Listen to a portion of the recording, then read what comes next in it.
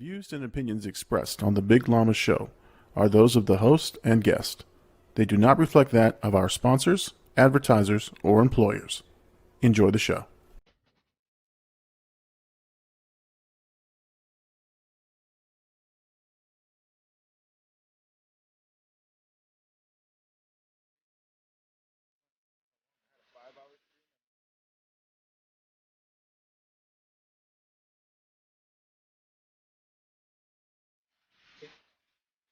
Those people who are haters, they just they,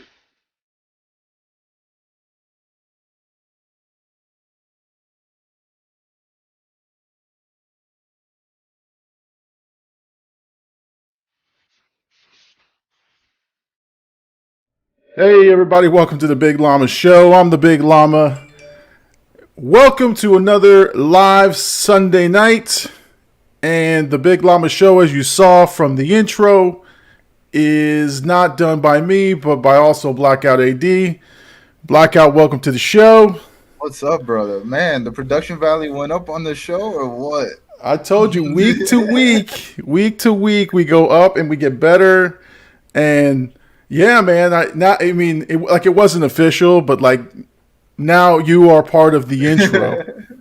You That know, was amazing, man. That was dope. I was like, oh snap!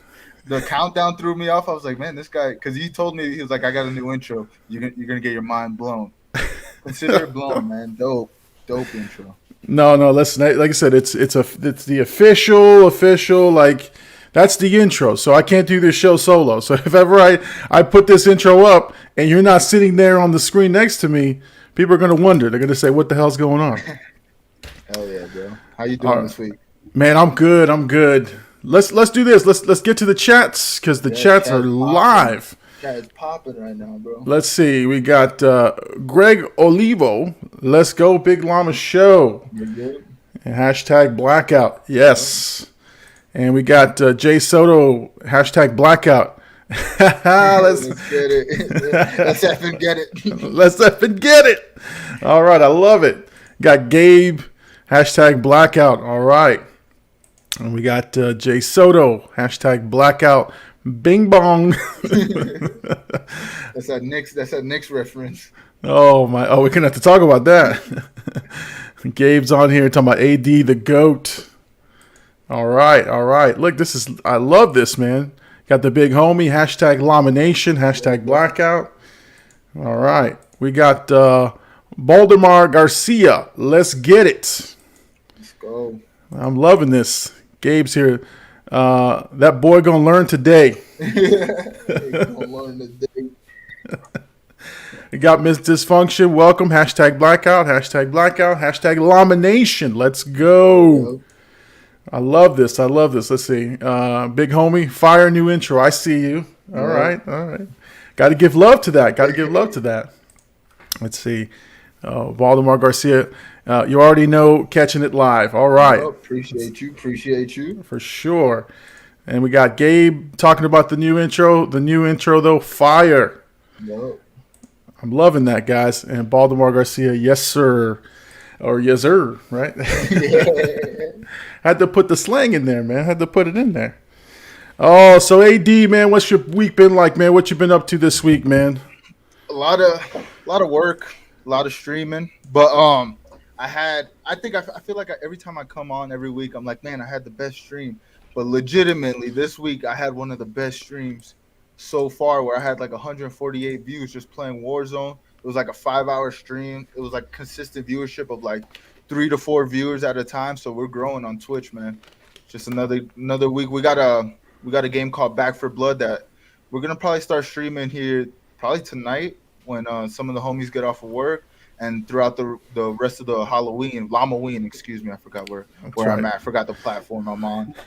But yeah, man, we're growing on Twitch. It seems like the hard work's it's coming up. I think last week I was kind of on a down week.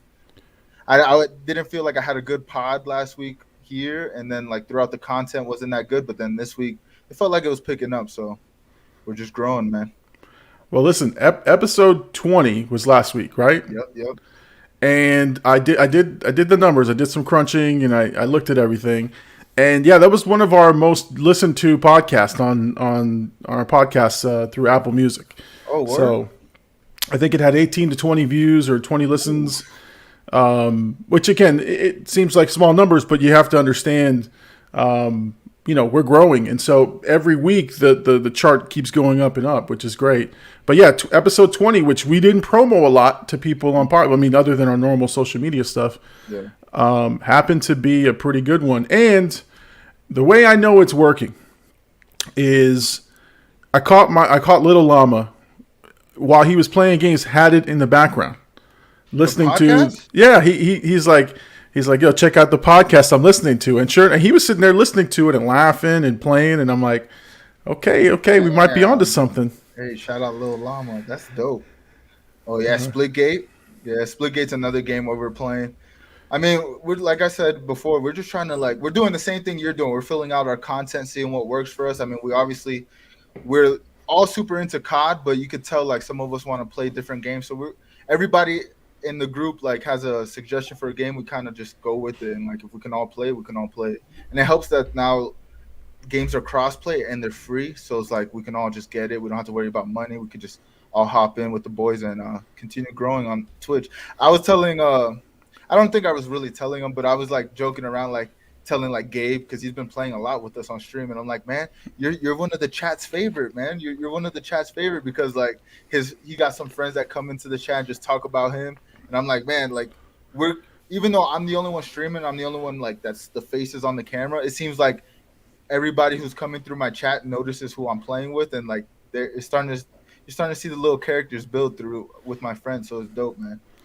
No. I mean, like I said, it's a growth thing, and it's great that you're getting other people starting to notice. You got Baltimore Garcia here. Back for Blood looks fresh, and I want it bad.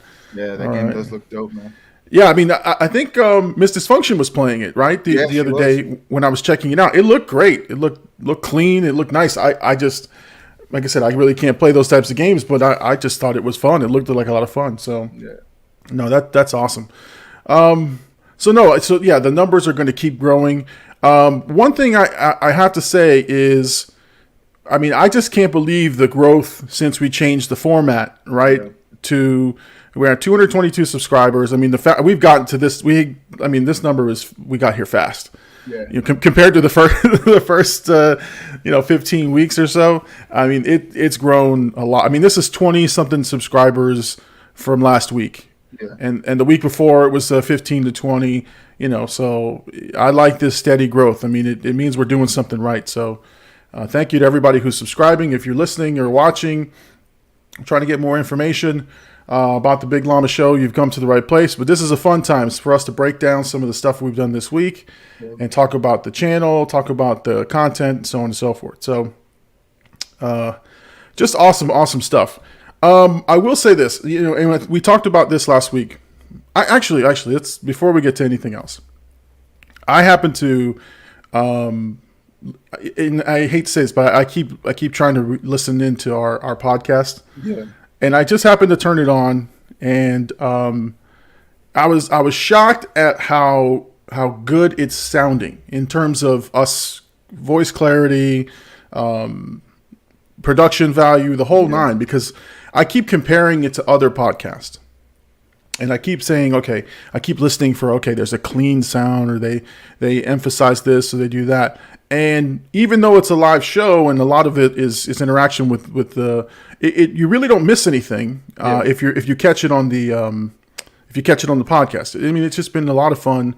But I was just shocked at how clean it sounds given the way that we record it. So I don't know. Just wanted to sort of shout that out, because I couldn't believe it. And I was listening to it and I was like, oh, this sounds like some good production. And then when we get to our commercial breaks, which we've been doing pretty regularly, sounds pretty legit, and I'm like, oh man, we're doing something right. I mean, we're just taking the format that we know works and just making it our own, really. Yeah. And like you said, every week the show just feels like it's getting more solidified as a podcast and as a live show. And like you said last week, the numbers are going up on listening. And then I feel like our numbers live and on your channels have been very consistent. Like Facebook's been very consistent. YouTube has been very consistent. I don't know about Twitch too much. Twitch is kind of volatile. I feel like, and now I'm learning this a little bit more as well. The more I stream and the longer I stream, I'm getting more interactions because I'm on a lot more throughout the week. You know what I mean? So Twitch is going to take a little time, but the fact that our audio is going up in numbers and our videos are staying consistent, we're growing at a pretty good rate. No, for sure. Now we got some chat discussion here. John Gillen is back. Hey, John. Yo, what's up? Hashtag road to 1,000. So yeah, John's been our like, you know, he's setting the bar. He was the first one, road to 100, and we got there, and we hit 200 pretty quick, and now he's telling us road to 1,000. So yeah, we're hoping to smash that for sure. Gabe Roman is chiming in. Quality content for sure. Yep. I mean, listen, the topics are whatever we think of, you know, and what the chat's sort of bringing up. But I think we're having good conversations. I think legit stuff that we're talking about. Yeah. I think we talked about the fights. And, I mean, today's topics are going to be a little controversial, but, you know, it's what's happening this week. And that's what we're going to cover. So a lot of good stuff for sure.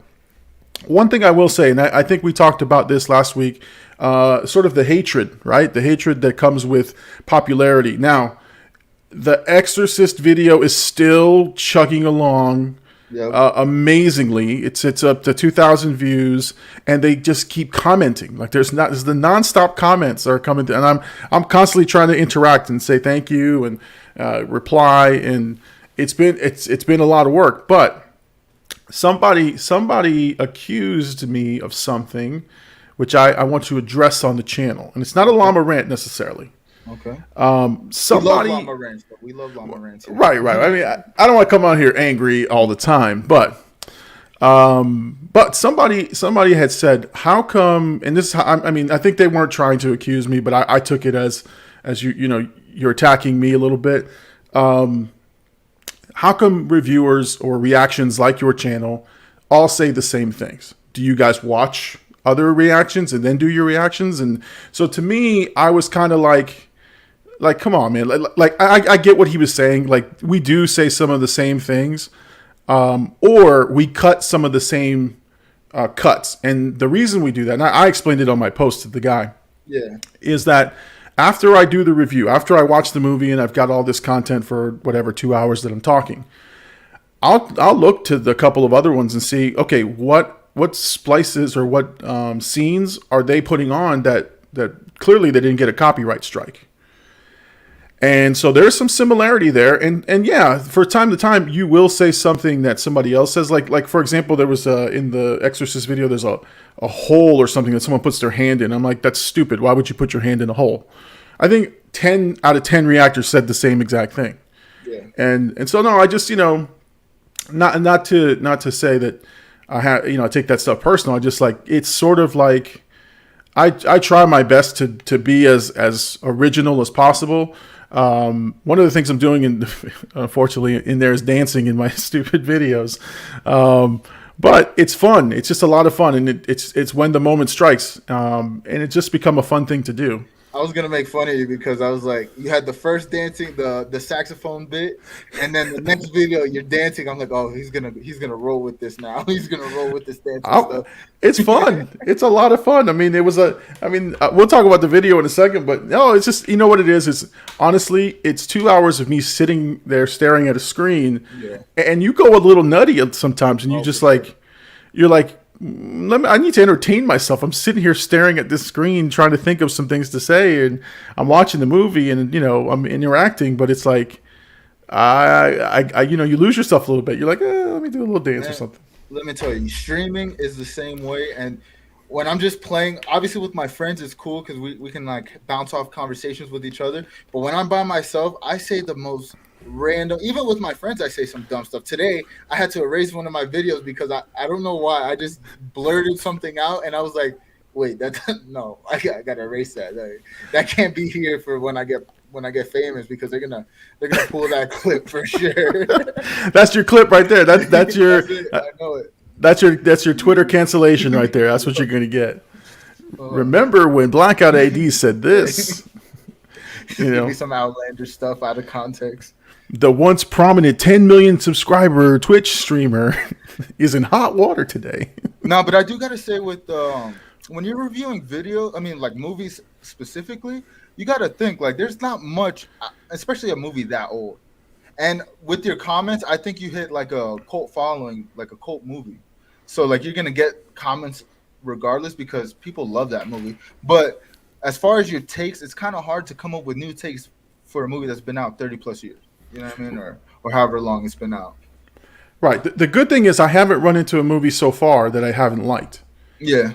I'm afraid when that happens because I'm going to be honest about it. Yeah, but that could be good content just in general. Like, you know what I mean? You have to sit through a movie you don't like.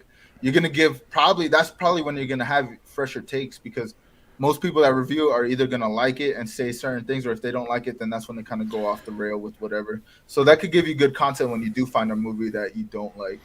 Yeah, I have, and so my next two, I have Evil Dead coming up and Rocky Horror Picture Show, and so I haven't watched them yet. I'm going to watch them both, I think, tomorrow if I have time. I'm afraid Evil Dead's going to be the one that I don't like, and that one has a huge cult following. But again, I don't know anything about it other than people talk about it all the time, and some people say it's slapsticky, and some people say it's a cult, classic. I don't know anything about it, so I'm hoping I like it, but at the same time, I don't know. Maybe it's not for me, but I'm hoping that's not the case, but we'll see. We'll see what happens. Hey, if you get a scared Big Llama scare, then that's all you need out of it. Well, yeah, I'm definitely going to get a Big Llama scare because, there's scares everywhere. And I'm a big fraidy cat, so that's all there is to it. Okay, so let's talk about this week. So this week I put out the Carrie, the first time watching movie reaction, and that one was an interesting one because I was expecting to be scared, and I wasn't scared, which was good. But man, that was my first. Okay, so like we said, the production values go up. First green screen reaction that I've done on the channel. Yeah. I legit bought a green screen. Hold on, let me bring it. Oh man. So, got a green. We are watching Llama become a YouTuber in front of our eyes. Yeah, it's like, why you need a green screen? I'm like, I want to try the green screen. So, and honestly, so first of all, the Carrie reaction to edit was damn near impossible because the first 10 minutes of the movie is all nudity. Yeah. Like it's a slow moving scene in the women's locker room. And it all plays out there for 10 minutes. So when you watch the reaction, I'm like zoomed into my face. I'm hoping nothing's to the side of me because I'm just like, guys, I don't know. And I even talked to myself in the edit and I left it in there. I was just like, I think I'm going to cut it here and just talk. I think I said that because it was so hard to, to splice that stuff up. Yeah. But what the funniest part is me trying to be funny, right? I did recognize one character as the greatest American hero. And I love that show and I know the theme song and I spliced in that little bit and I got a copyright strike on the little bit that I sliced in. I was like, damn it. But it was so good. It was so good, the bit, that I was like, you know what? I'm not going to edit that out. I'll just leave. I mean, I'm not monetized now, so it doesn't matter. Yeah. But yeah, no, I was like, man, let me just leave this in here. Miss Dysfunction has a comment here. She said that was a great video. Yes, so thank you. Thank you so much. It's doing well number-wise. I mean, these reactions are doing good for you, man. Oh, no. They're great. They're great. And like I said, the people, I think one guy said, I see you don't have a lot of subs, but I'm going to watch everything you got. And I was like, hey, man, I appreciate that. Yeah. I think people recognize that kind of stuff and can see, somebody's working hard at it. One of the breakthroughs of the green screen, which I didn't mention, is my editing time, right? Yeah. So I have the ability to download these movies and to, sort of have a separate track. But what I did was I said, you know what? I'm going to just do one take, one screen, one image, and just go with it. So the splices you see are from one take. Yeah. And it's better than splicing the movie and then my take and then the audio. Like there's 3 different cuts I got to do. It's a whole production. So I've cut my time down tremendously. The green screen, I liked it. I liked the effect. We'll see what happens when I get a really tough copyright one. I may not be able to do it that way, but you know, it is what it is. So how do you like Carrie though? Carrie was good, man. Carrie was, like I said, I wasn't scared because you kind of figured out who Carrie was early on and that she was the main thing. And it was just like a mean girl story. But it was great. The first, I had said it in the review, the first half of the movie seemed like a made-for-TV movie, like on Lifetime. Like the music was cheesy, the acting was cheesy. But the second half, like as she's, you know, getting duped into, you know, going to prom or whatever, and she blows up, that stuff to me was like, that's amazing. Like that, the camera work, everything was great. So, let's see. Garcia's got a comment here. Baltimore has a comment. That's honestly my favorite thing about finding someone to watch, regardless where, is someone who is growing following. Yes. Yeah. Thank you. So no, I mean, that's the thing is now I've gone to look at other people who are making these types of videos, and you know, it's fun. It's fun to watch. It's I watch a bunch of them, and that's my guilty pleasure. I will watch. There's about 4 reviewers or 4 reactors that I watch consistently, but I can't copy them because they're all female. So they all have their quirks in the way they do things. Although I did by mistake sort of take a catchphrase from one of them, which the one girl, when she starts, she says, grab a drink, grab a snack, and let's watch the movie. And I was like, when the minute I said, I like to grab a drink, I go, oh man, I just took her line. I just took her line. And I was like, I like to grab a drink. And I went just like this. And then I stopped for like a hot second. I go, and if you want to eat something, you can eat something. I won't eat because I'm trying to like fumble my way through it. But it's good that you're finding like other people to watch, because when you think about it, especially like YouTube, it gives you the access, YouTube and Twitch, right? We may be on the smaller side, we're on the literal bottom level, but we're in the league now. You know, we're in the game, and we have to see what these people are doing, how they're growing, because we could take bits and pieces from different creators and I mean, utilize it in our own ways to make us grow as well. But like I heard it this week, but somebody was like, the keys to success are always around you. You know what I mean? Like there's always hint to success. It's whether you pay attention to it and take the knowledge, or you just let it go. But I feel like watching you grow, and I tell you this every week, but watching you grow is just motivating to me, because I see you're learning, you're becoming a student of this game, and you're becoming better every week. So that's good, man. Oh, thank you, man. Thank you. And it's all part of our celebration of Llama-ween. And so if any of you guys don't know, that's why I'm doing scary movies. I typically don't like scary movies. But for all of you guys who celebrate, here's a little video for you. Happy Llama-ween, guys. Spooky, scary skeletons and shivers down your spine. Shrieking skulls will shock your soul, seal your doom tonight. All right. Which brings us to commercial time. So it's time for an ad. We're practicing for the real ads, guys. All right. So the show is obviously brought to you in part by the Big Llama Show podcast. We have podcasts on Apple Podcasts, Google Podcasts, Spotify, wherever you find podcasts. The Big Llama Show podcast is available. It is free. It's a replay of our Sunday Night Live. If you're watching us live or if you missed anything, you can go and watch you can always watch the replay on YouTube, or if you're on the go, hit us up on the podcast. Make sure you subscribe to that. And if you'd like to support, there's a way to support. But again, that's not what we're trying to do. We want to grow the channel.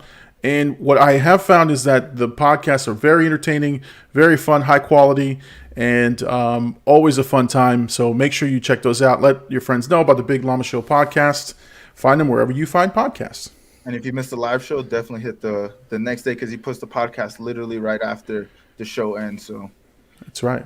We're in your ears at all times. That's right. It's 24 hours a day, 7 days a week of Llama and AD. That's what it is.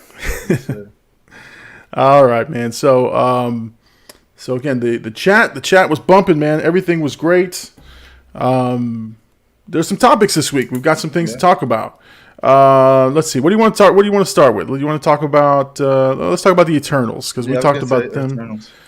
Because we talked about them, and I tweeted gloriously. I tweeted that I was right. We kind of pooped over this movie for a little bit, and the reviews are coming out.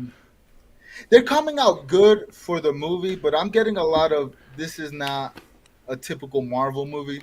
A lot of reviewers are saying they're leaving because it's not out yet. It comes out November 5th, so we haven't seen it yet. But they got a lot of what do you call them, like pre-screenings and stuff, and a lot of these reviewers are seeing them, and it seems like it's coming out like somewhat positive. But there's a lot you could tell, like people don't want to say what's wrong because I think they have an embargo, so they can't say what's wrong. But you could tell a lot of these guys have something to say about this movie, so I'm kind of excited to watch it and see what we can get out of it because it sounds like a good movie, but it sounds like it's not a Marvel fit, if that makes sense. Well, no, you're right, and so it's what we feared. In at least what I feared is that it's this long, beautiful. Cinematic quality, great character study with some Marvel elements, but so one of the reviewers that I watch or one of the channels I watch is The Real Rejects, and so I was shocked that the main guy Greg Alba came out and said I felt nothing, and that's what he said. He's like I don't feel anything. And he said, I bet you're going to talk about the post-credit scene more than you're going to talk about the movie. And when he said that, I said, oh, man, that's... Because he's usually pretty much a homer for the Marvel stuff. Both those guys are. And they've got their own opinions. And obviously, they're a pretty good show. But when he said that, I said, oh, man. And then I read a couple other reviews that came out, and much of the same. It's either you really like the cinematic quality and you like these things happening, or... You say, like you had said, it's not your typical Marvel movie. Yeah, and that's one thing that everybody across the board is saying, that it's a beautiful looking movie. The director did a really great job. She did it in her own. I don't know her name off the top of the head, but they're saying like she incorporated her style. And I'm hearing also a lot that it's like I said before, it's not a Marvel movie, but a lot of people are saying it's a good sci-fi movie. So right. That's good to know. At least we're not getting a crap movie. You know what I mean? At least we're not getting a crap movie. At least we know we can go into it like we're gonna be entertained. We're just not gonna get. And another thing, I have not heard anything about the post-credit scene, so I'm kind of interested in that. You know me, I'm the spoiler guy. I haven't heard anything about it, so they're keeping it tight. That embargo was pretty tight. I heard one of the guys say it's like a $1 million fine and like removal of all your credentials, and if you dare spoil this movie. So yeah, those guys are going to get tight-lipped because they don't want their money in their channel to suffer for sure. Baltimore has a comment here. He says, "I'll definitely be it'll definitely be interesting." So yeah, no, I listen. I bought my tickets, so I've got my seats. I'm ready to go. Are you going to see an IMAX? Yeah, I'm going to go to IMAX Friday night. I'm going to go see it. I don't want anyone to spoil anything for me. So Friday night I'm going to go jump off, race home from work, pick up the kids, and then head north as I usually do for 45 minutes to this IMAX theater. But I'm either going to see it Friday night or maybe Saturday, depending on what time I get out of work. But that's definitely a movie I have to go to the theaters to see because I don't want to come in next week and not have. I'm usually the one that comes in like, oh, I didn't see it, but I know what happens. I want to know. I want to watch it and actually give a good opinion on it because I do think it has implications for the Avengers coming up. So we'll see. I mean, especially with that end credit scene. Yeah, no, that's what all I'm hearing is that the end credit scene is pretty memorable, and so I'm excited for that. But I want to be excited for the movie. That's the thing. How do you feel about the box office? Oh, we'll get to that after the. Oh yeah. No, we'll just talk about it in a second. Baltimore writes in here, like I've been trying to learn as much as possible about them. I'm not sure how to understand the content from the trailer. See, that's exactly what we were talking about. Right. Definitely going to watch it. So yeah, I mean that's the problem that I was having, and that's the reason I'm skeptical about this. Is I don't know what this is. I mean, I know what it's about. I just don't get a feeling that I need to see this movie, and I need to be out there.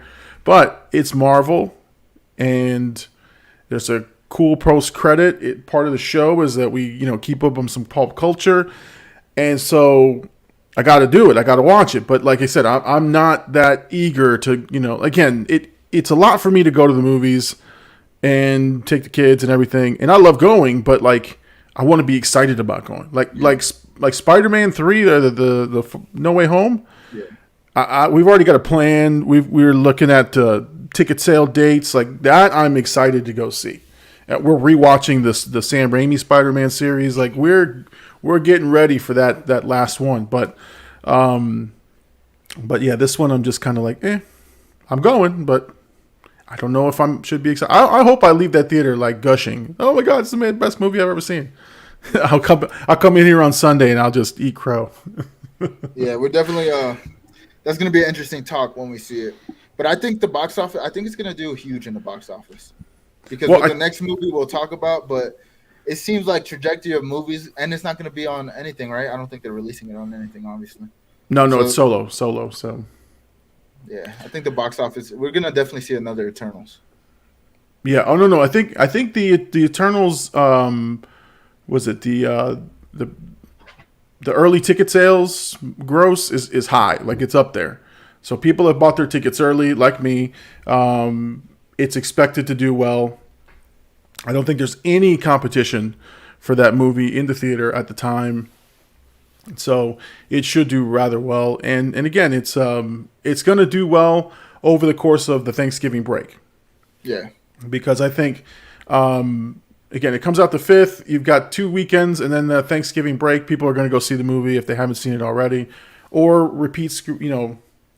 Some people go for repeat screenings, and they'll go to that one too. So, should be interesting. Should be an interesting one. But again, 74% is the current critics meter on Rotten Tomatoes for the Eternals. It is not gushing just like it was for Shang-Chi. I think it's even Dune's got 82%. We're going to talk about that in a second. Yeah. But it's just not. It's not getting. It's got mixed reviews, and that was my whole point. Is that it's not a knockout blow. And I just wish, and I hate to say this, and this is what Disney's conditioned me to now, is I wish there was some supplemental material in between. Mm. Like, the TV show or some kind of, something that'll lead you into this universe. Right. Like I am so geeked up for Spider-Man because we've all that stuff, everything has been built up to this. The multiverse has been opened in Loki, in WandaVision. Now you've got the trailer. I mean, everything has been built up. And so, yeah, I'm super excited about Spider-Man. But again, nothing was been built up for the Eternals other than the trailer reveal, which is, and then all the questions like, where have you guys been? Those types of things. So, yeah, I mean, everything they've been putting out so far, aside from What If, because What If is its own thing, right? That we know of now. But everything seems like it's just leaning towards Spider-Man. And then after that, Doctor Strange. You know what I mean? Like all the content they're releasing is like going in that direction. There was like nothing there was even hints of internal, and like I didn't see anybody break down stuff and be like, "Oh, this has to do with the Eternals" or anything. There was no Easter eggs, nothing. Yeah, I think, and this is probably what it is the Eternals and Dune, are kind of those types of materials that if you're not into the lore, if you're not into the comic or into the books, like for Dune. I think that's what it's made for. It's made for those people, and I hope they can translate it into something for the common sort of basic fan. But I'm hearing the same thing. It's like, some guy was like, the Eternals are going to be the greatest thing that's ever happened, and then someone was like, Dune was amazing, and then all the people who don't know about it were like, Dune was a little bit of a waste of time, or boring or whatever. But let's see. Baldemar Garcia says, literally, I agree with that it was kind of left field. So, yeah, it's just sitting there in a November time slot with no build-up. So, but be sure to join us next week and get our full thoughts on the movie for sure. For sure. So, yeah, we're both going to check it out, and then we're both going to come in here and talk about either how great this movie was or how sad it was. Yeah, meh.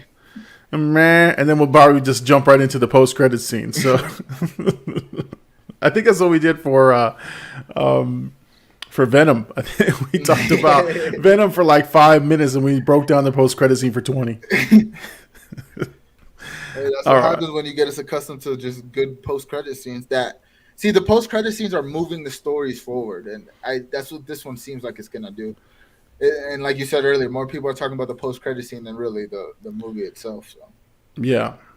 So which brings us to we were just talking about the next topic, which was Dune, right? So Dune has 82% Rotten Tomato meter, and then 91% audience score. So it's doing well. And the box office was huge, right? Yeah. I think it was like 400 million or no 40.1 mil. 40.1, and then it had huge HBO numbers. Yeah, no, for sure. Let's see here. We got a commenter here, one and only Mixed Up. Yo, what y'all talking about? Hey, welcome to the show. We're talking about Dune and we're talking about movies. You're more than welcome to chime in if there's a topic you'd like us to discuss. For sure. I think this is a new person to the show, so welcome to the show. We appreciate having you on. So so the reviews for Dune are just that. I mean, I think exactly what we described, which is if you read the books, you love this, this movie and the past incarnations of the movie. Yeah, you think this is definitely an upgrade. Yeah, but it's. There's a whole thing about how it's definitely a 2-part series. It kind of leaves you like right in the middle. And it's just, for me, that I'm not looking forward to something like that. I haven't gone to see it. I know I have it on HBO Max. I'm going to check it out. But a pretty prominent YouTuber, was it Tyrone Magnus, came out. He did his 5-minute review. This guy right here says, I haven't watched Dune yet. I'm going to watch it later tonight. Don't worry, man. We haven't watched it either, and we're not going to spoil it for you. We're just talking about the reviews that we've seen online. So, yeah, no, for sure. We won't spoil that for you at all. But, yeah, Tyrone Magnus came out, 5-minute review, and he's like, I hated it. I fell asleep halfway through it. I don't understand it. It was terrible. And he said it looked visually beautiful. Yeah. Had some great action sequences. I hear the score is super great. Yeah. Oh no, the score with the Hans Zimmer score. I mean, everyone's talking about, but he's not into the story. So he said he was bored to tears, and so to me, that's like another telltale sign that and the company. I'm sorry about that. My phone keeps going off. The company didn't greenlight the second part. Yeah, I heard about that, which was kind of weird. Like. That's almost to me like if they weren't sure how the success was going to be, because I mean, it has a huge cast. Like they paid crazy amount for the cast. Like you said, it looks great visually. So like they put a lot of money into this movie, and for them to put money into it, knowing it's going into it, knowing it's a 2-part thing and it has like a history with books. So like, people who read books and then watch the movie are super critical of the movies. I mean, you could go back to like the Harry Potter series, the Twilight series. Whoever read it first and then watches it after always have like huge critiques on the movie. So knowing that, seeing past books turn to film, you would think they would have like a set like Marvel style plan of what they're doing with this universe. And for them to not be greenlit is kind of odd. No, and I think honestly, I think that the execs, and again, the execs sometimes don't get it right, but I think they were fearing what we were saying, which is it's not a mainstream thing. It's not going to, I mean, now again, it's going to make tons of money. I think they're going to greenlight the second part. But I think they were being cautious with their investment to say, look, I'm not sure if greenlighting 2 of these huge movies, and let's just say it bombed, right? Yeah. Because they didn't remove the day and date. So it's still on HBO Max. This is what's going to hurt the second week of this movie, is if people are talking about it, you're going to check it out on HBO Max. And then you might go see it in the theater if you think it's worthy. But that's a gamble right there. But everyone that I've heard talk about it said you have to see it on the IMAX. You have to see it on big screen. It's one of those types of movies. But because I'm not that interested in the movie, I'm HBO Maxing it and seeing if I like it. Yeah. I mean, that's just my 2 cents. I mean, I hope it's great. So like to me, you could get like the Star Wars, the last Star Wars movies that came out, how they were switching directors in between each film, and you were getting like different parts of stories. Like I heard somebody say that could have been a thing. Like, what if the director didn't come back, or like some of the people who are in the movie, what if they didn't want to come back because they have other obligations or whatnot? Not signing the second part right off rip kind of could hurt the movie in the long run, because if they do greenlight it and they don't get everybody back, which is not guaranteed to get everybody back. I mean, I'm sure if the movie does, 40 mil first, opening weekend, pretty well. So you Yep. might get most people back, but what if like Jason Momoa has something else he can do? And I think he's like an actual big character in the book, and even I heard he wasn't utilized that much. So it's like, what are they planning to do if they can't get everybody back, and how are they going to move the story forward, and will it uphold to this? You know what I mean? Like, it's kind of iffy with that. I mean, you have so like the fear is and the trouble is like, what if you have huge clamoring? Let's just say it breaks records and it's this juggernaut of a movie that people are watching over and over again. How hard is it going to be to get Josh Brolin and Oscar Isaacs and Timothy Chalamet, all these guys like Jason Momoa, get them all back together? One, to do this movie, and two, set pieces and the director, and it's almost like Lord of the Rings. Like that one was shot in all three movies were shot in a row. Yeah, and it shows the continuity, the grandness of it, and the actors. I mean, all that stuff, and it won huge awards, and it was amazing. But that's the fear, and I think again, I have a feeling that again, it's because they're still going to release this on HBO Max, and they just didn't. Well, no, you know what? Maybe HBO Max didn't have anything to do with it. I just think that it's just very expensive. It's a huge proposition to have those two, And how many movies are there going to be? I don't even know about the books. So and I think we're talking about the success of the movie being through box office, but I think the real success of the movie is also like, if somebody sees this like me, I don't know anything about the Dune series, the Dune books. I didn't see the 1985 one. But if I like this movie, now I go back and read the books, go back and watch the older film. Like that, I think that's the real success of these types of movies that come from a book. Like you want them to go check out the old continuity, because then now you create a lifelong fan. Because from what I hear, the books sound like, a lot of people are saying the books are super good. The book's got a lot of detail in them, and it's kind of hard to fit all that in a movie. And I think that was like one of their scares with the 1985 movie, was like, how do we fit all these grand ideas into this film? And now I think they try to take a more slow burn, because obviously the 2-part thing. Mm-hmm. So I think they're kind of banking on people going back, reading the continuity, watching the old movie, trying to get a cultish vibe off of this. Yeah, I mean, I think what they can do is kind of the way that the Zack Snyder's vision, where he put it in a 4-hour series, a 4-hour movie. I think it's going to have to get that treatment to say, okay, here's the theatrical run, and then here's the unedited, uncut for on HBO Max or whatever service they want. That would have been a better sell, because you can't run a 4-hour movie in a theater, obviously. But I think that's marketing genius right there, where you go, okay, here's the theatrical cut, and if you subscribe to whatever, you're going to get the uncut 3.5-4-hour version. That to me probably would have sent people in a frenzy, man. That would have been amazing. But especially if you released it within like 2-3 weeks after the theatrical release, I feel like that would be beneficial, because then now you're sucking them into the world even more. And I also think this movie is going to benefit from, when the second part is out, if they ever do make it, watching them both simultaneously, like back to back. I think that will benefit the storyline itself. Yeah.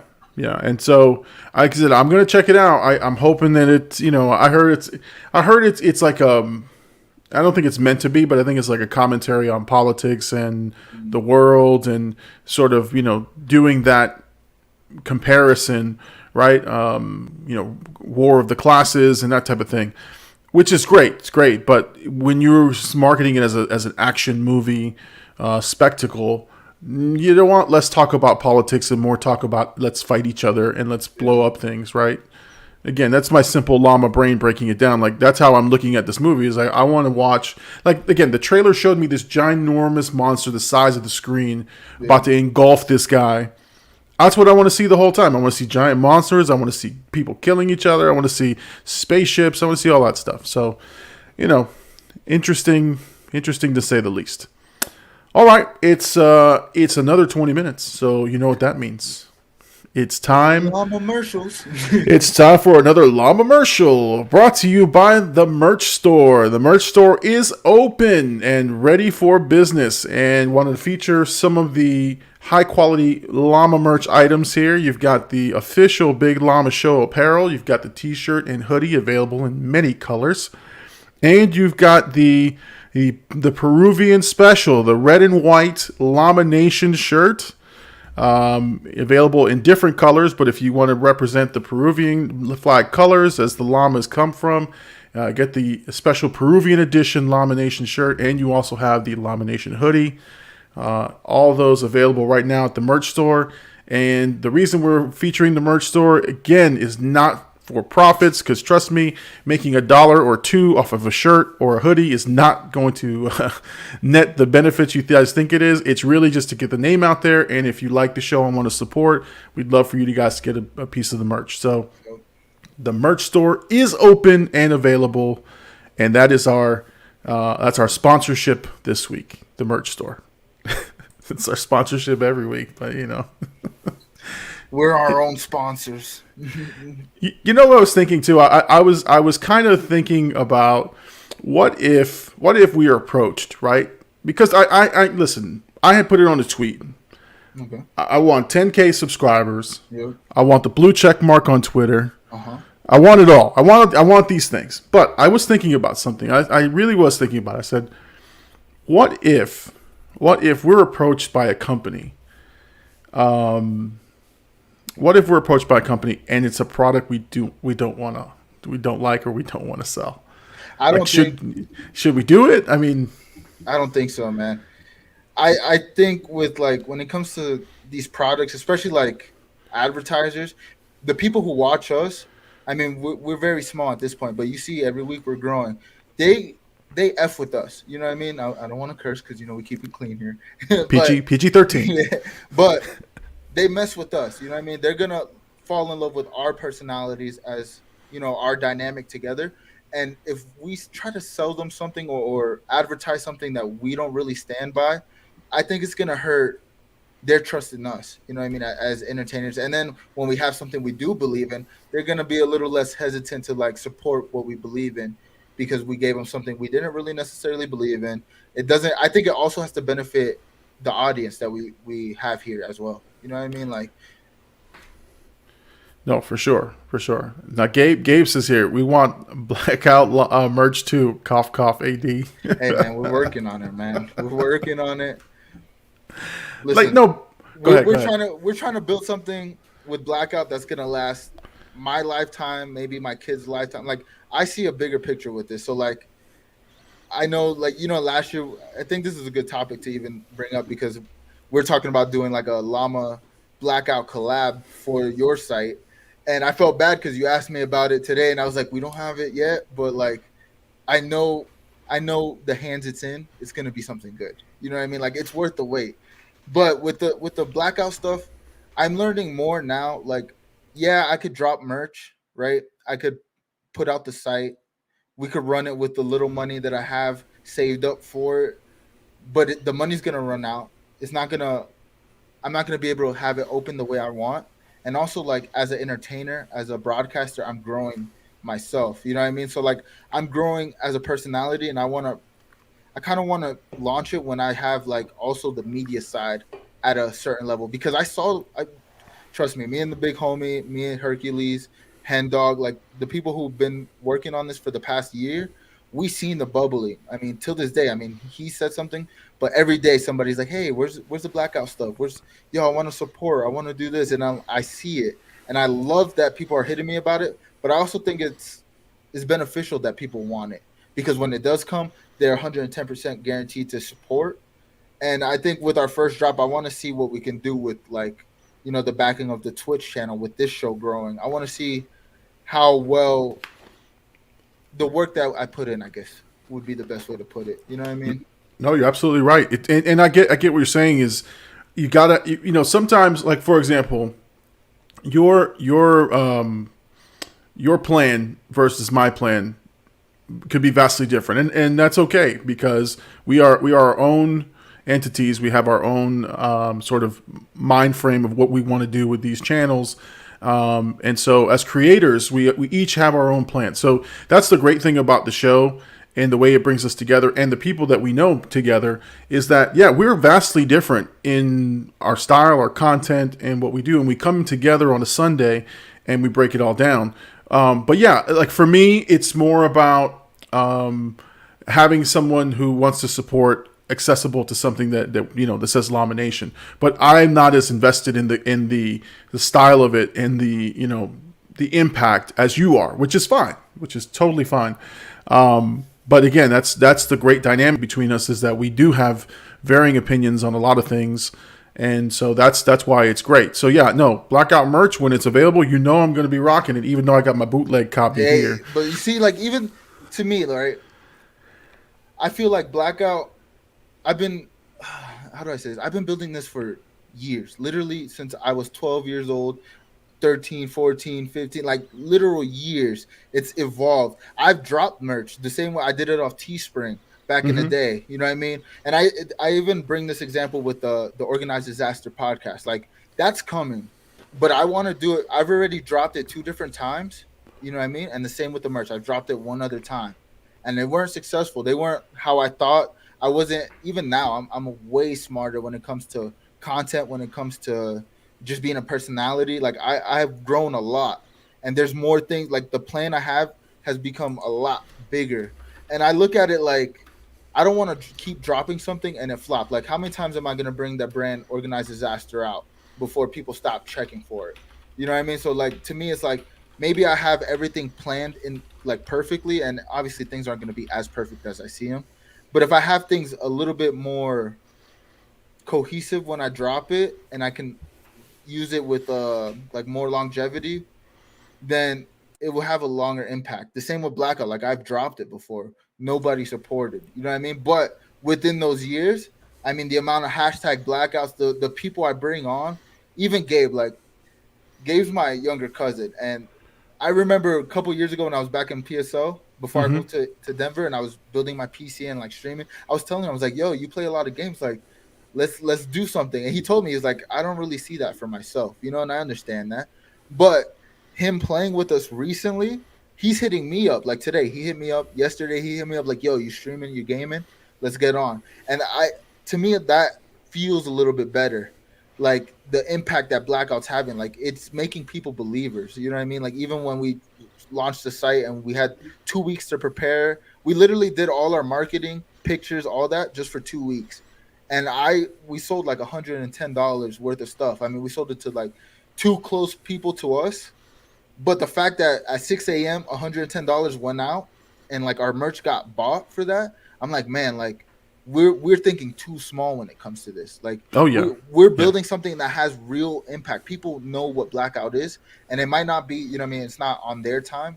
It's kind of on the time of like when we all feel right. Like, I think we'll know when it's ready to drop. You know what I mean? Like, I think we'll know when the content hits that level. Even like here, like, I want to be able to come on here and be like, hey, like the day I come on here and we have like episode 40, 45, and I'm like, the Blackout store is open. Like, that's going to feel great. But like, it's all this slow burn. It's everything we're learning this past year. I mean, even with us hooking up, 7 months ago, like, think about how much growth we have. And I don't even think we're still at the bottom, to me. You know what I mean? No. We've got a long way to go, and it's only, I only see up from here. But listen, you did what we're, what the idea is you brought a lot of people from your stream. You brought a lot of people who are watching you onto this Sunday Night Live, which is great.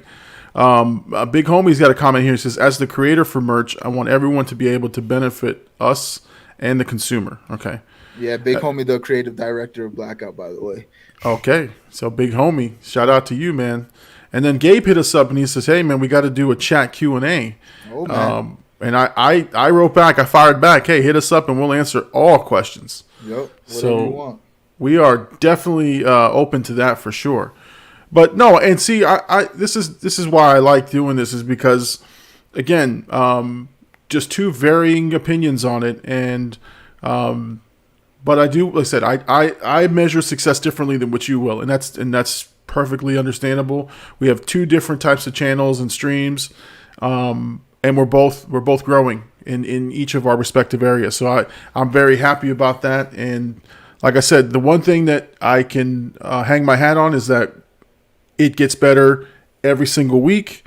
Like we said, the production level, the production value goes up, and like it's now we're seeing the growth in the podcast. I can't say that enough. That's just some awesome stuff.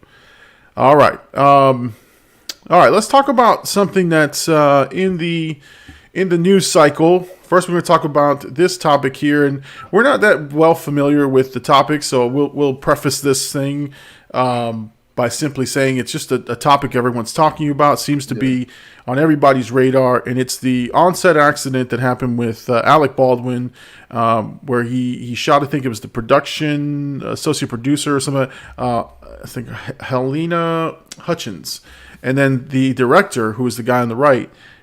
He was also hurt as well, and the story goes, and this is, I'm reading this through the story. I've learned this by reading some of the articles. They have a chief person responsible for firearms when they're doing stuff on the set. I think it's the armorer, the head armorer. I think it's what it's called. And apparently, their sole responsibility is to make sure that weapons that are fired in during the course of the movie are safe. They have blanks, so on and so forth. But there have been other accidents that have happened in the past. But for sure, this is a tragedy. This is something that is crazy. I just find Was it a prop gun? It was a prop gun, but it was a real gun firing blanks. And so I think prop guns have gone from actually just being a prop gun, right? Like just unable to fire, to being the legit guns, but with blanks. They've come a long way. I know in the military, when we used to fire blanks, they used to have a sort of seal on the muzzle. Yeah. Something that goes in here and it helps to fire the blank. Yeah. And clearly if you had a round in the chamber, it would blow up right there. It probably hurt you a little bit, but at least it wouldn't kill you or kill someone ahead of you.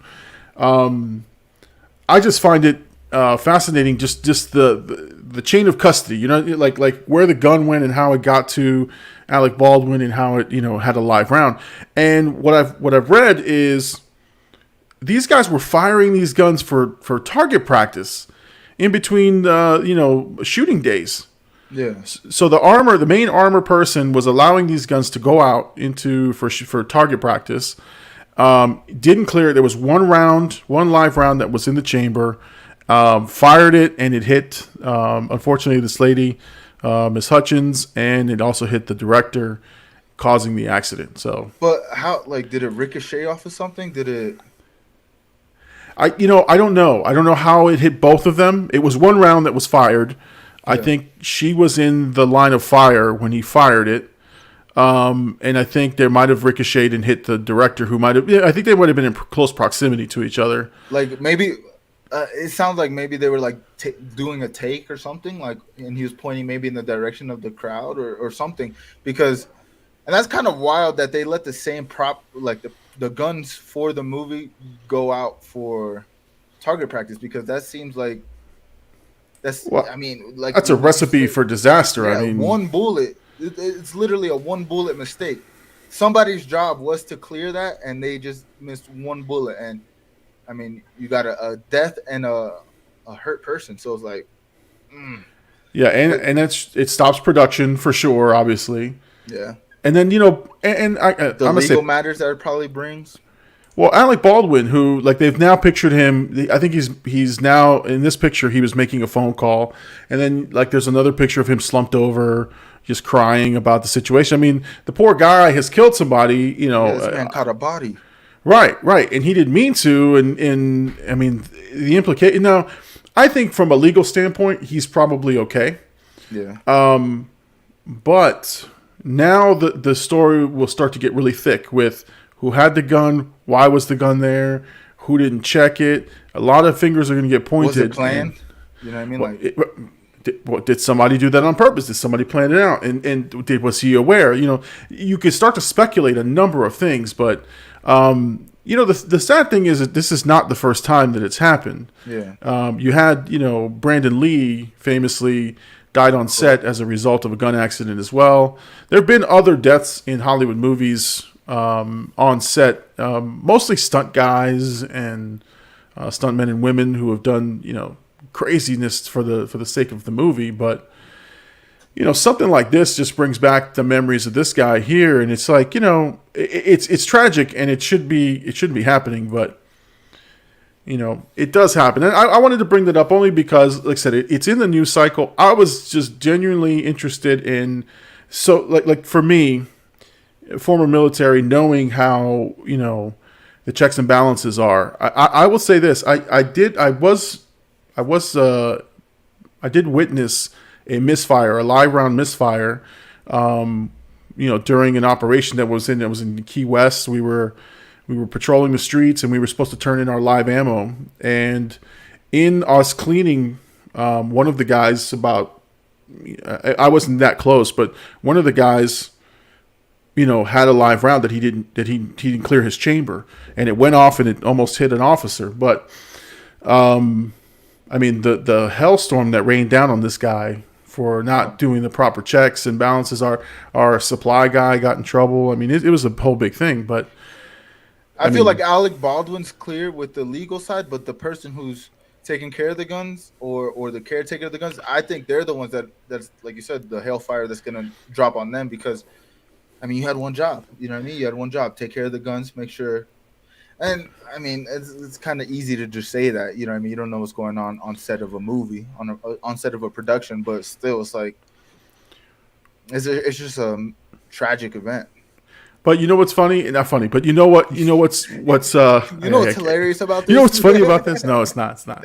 But you know what you said earlier in the show sort of brings this point back, which is this lady, because it's the armor, I can't remember her name, the head armor lady who was doing she was on a podcast talking about how she doesn't feel comfortable being the head armorer, and that she sometimes just goes, like, she's saying these things, you know, it's coming back to haunt her. Like, clearly she's saying, I'm nervous at what I'm doing, I'm nervous at this job, and now that's going to be used as evidence. So yeah, everything you say can and will be used against you, especially in a podcast that's recorded, and because now everybody's playing those clips from her. She ain't got to worry about doing that job anymore. Never again will she do this job.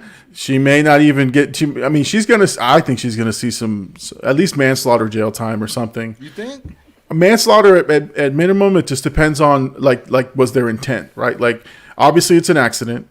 It's her job to make sure that that's clear, but it's negligence on your part. Like you that's your sole purpose, is to, you know, and the whole thing about them firing it for target practice, that's questionable in terms of your practice and everything else. So I don't know. I don't understand why you would do something like that. Yeah, that's definitely going to change. Hollywood's not going to let that slide again.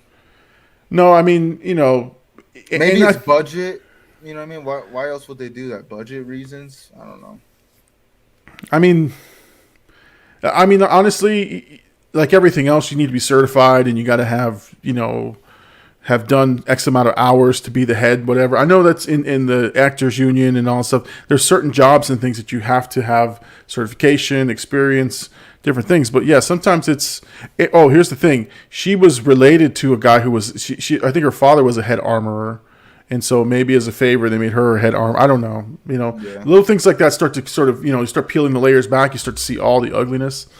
But just a sad situation. Yeah.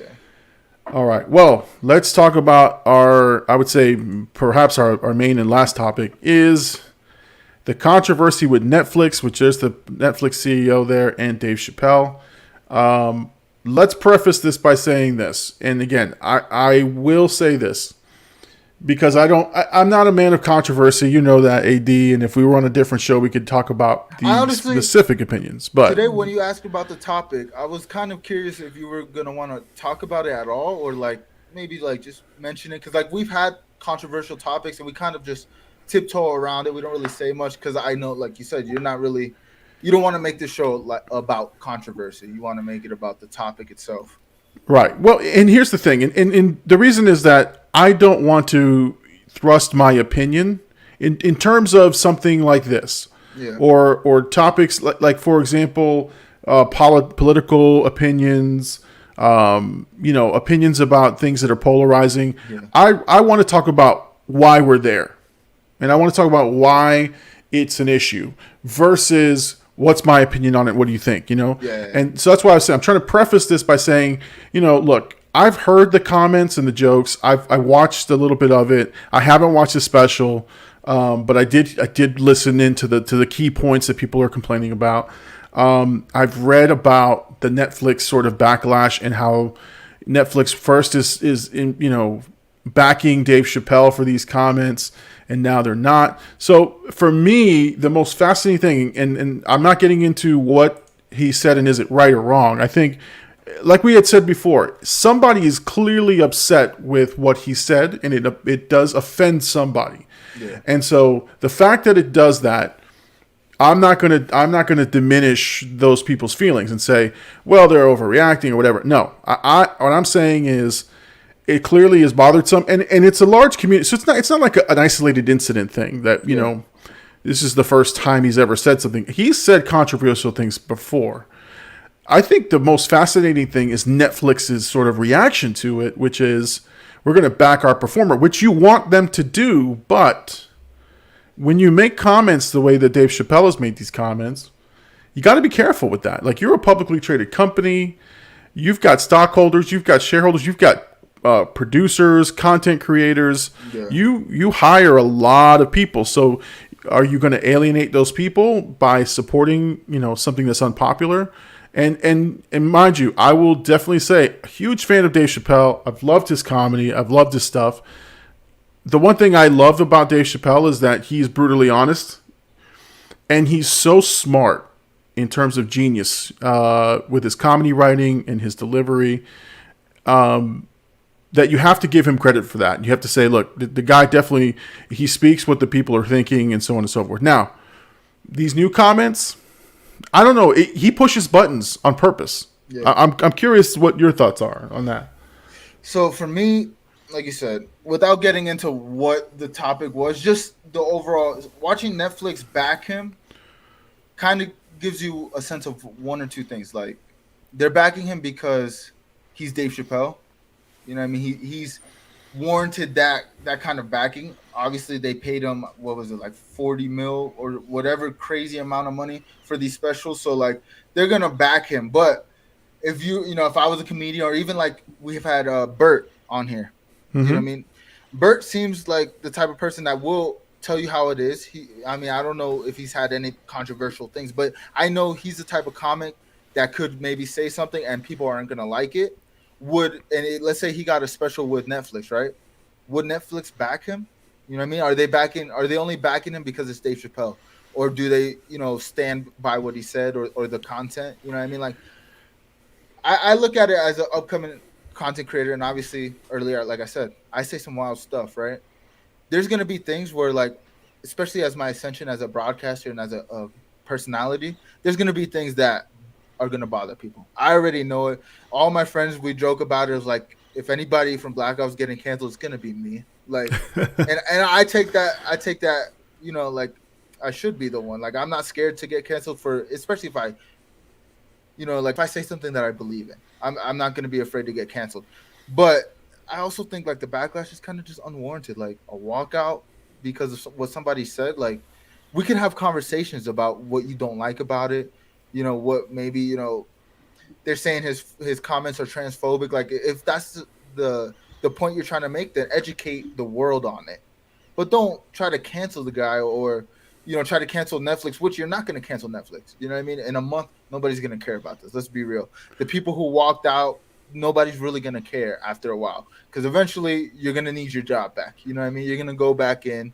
I don't know, man. It's an interesting thing though, because we've also never seen the Netflix CEO come out and say anything about anybody. You know, I've never seen his face until literally you put this picture up, and the fact that you know his face, he's come out and said, like, you know, his backing on Dave Chappelle's, like, there's a bigger thing going on in the background that I don't think we're necessarily privy to. Yeah, and it's that polarizing word, the cancel culture, cancellation. You know, that's the hard thing about doing this type of stuff is that, even me and you, a small time channel, right? Or small time group right now. I got a disclaimer at the beginning of the show that says that the opinions and views are ours only, not of our subscribers or our sponsors or our employers, because you got to separate me from my other job and me from anything, and because these are totally our opinions, and yes, you have to live with that. So if I say something stupid on here, if I make, I got to live with that, and I'm gonna be okay with that, because I feel like the stuff that I say and the way that I go about my topics and my things are respectful, always open. But I'm with you in regards to, I've never seen this type of backlash. Well, listen, we've seen this backlash before, but it's for more severe, I think, type of behavior. I think the sexual assault stuff that people have been accused of, I think sexual misconduct, those have been the big ones that have gotten people instantly canceled. Yeah. This tiptoes on a pretty, again, regardless of what you think about what he said, whether you think is right, wrong, or indifferent, you're starting to border on how, comedians have always pushed the envelope. I mean, Andrew Dice Clay's comedy was one terrible, but pushed the envelope, and people ate that up. They were sold out shows, and this guy's, people were comparing it to pornography, right? They were like, comedian greats, man. Comedian greats. You got Chris Rock, Eddie Murphy, one of my personal favorites, Patrice O'Neal. Like, these guys were towing the line day in and day out. And like at this point, and shout out to Andrew Schultz, which is like a comedian that we, like, me and a lot of my friends watch, and he has like a podcast. He's a big podcaster, but he's also probably like, he's getting talked in the talks of like the Dave Chappelle realm. Like, he's one of the next, like, especially for our generation, comedians that's gonna take it to that level. And this guy's doing it all on YouTube by dropping. And he said, I mean, with this topic, he said that he was like, man, this Dave Chappelle thing is kind of crazy, because now it seems like, networks aren't making crazy money off these comedy specials, right? They're getting eyes onto the platform, but they're not making crazy amount of money. It's like, why not? Let's. He even used the example of like, let's just do another Tiger. What's the Tiger show? Tiger King. He's like, let's just do another Tiger King, because that makes us money. But these comedians, we don't want to put controversial comedians on these platforms just to get canceled. And his point is like, to the next generation of comics, like, you got to do it on your own. You got to post this on YouTube. He's like, your specials have to be on YouTube now, because that's the only place right now where you can get your thoughts off and have your own fan base that ride for you. Because that's another thing too. Like, I mean, Dave Chappelle's fan base is riding for him.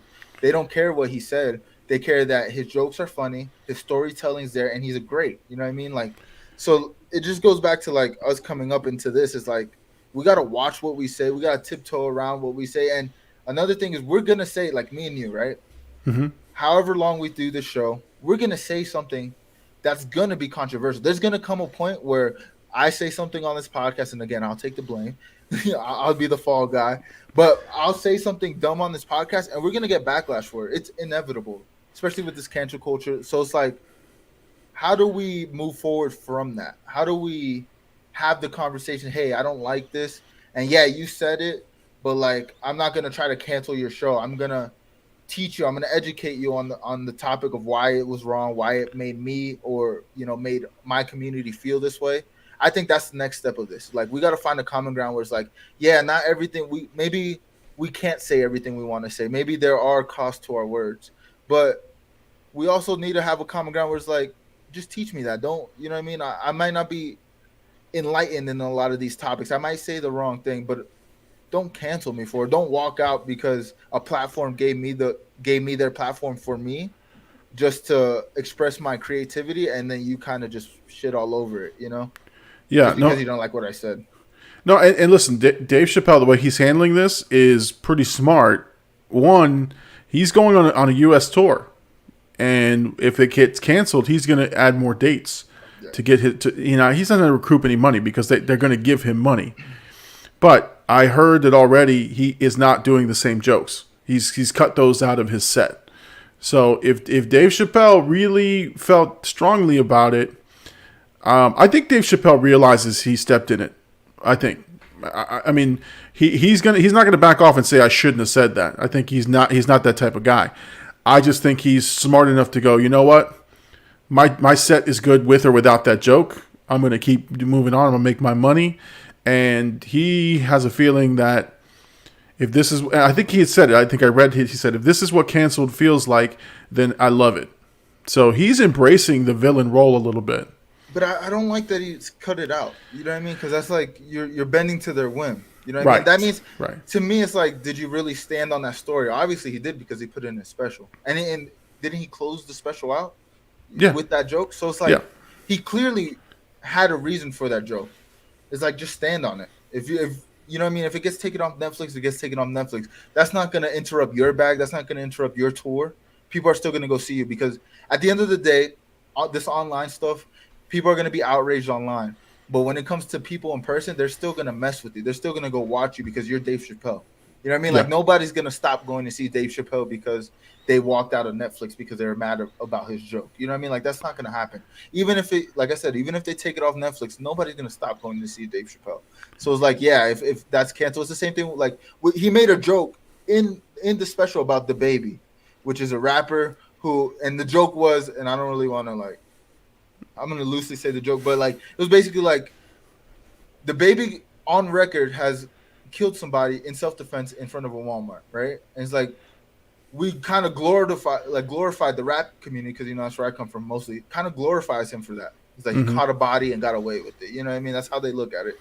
But then he goes on stage and Rolling Loud and says some things about the LGBTQ community, and then they're talking about canceling him. It was like, Dave Chappelle's point was like, he killed somebody, and you want to cancel him for what he said.